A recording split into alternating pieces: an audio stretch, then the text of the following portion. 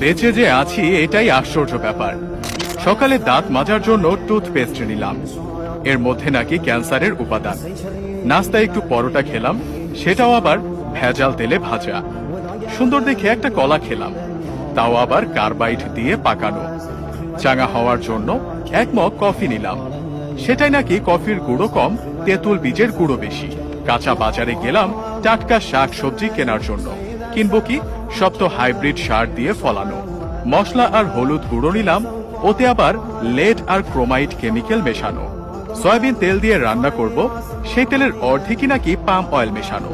মাছ মুরগি খাবো, কিন্তু সেগুলোকে ভেজাল পোল্ট্রি ফিড খাইয়ে বড় করা হয়। গরমের দিনে একটু তরমুজ খেতে মন চাইলো, সেটা নাকি পটাশিয়াম পারম্যাঙ্গানেট দিয়ে লাল করা।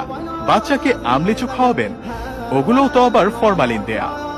একটু মিষ্টি খেতে মন চাইলো, জিলাপি নিলাম, সেটা নাকি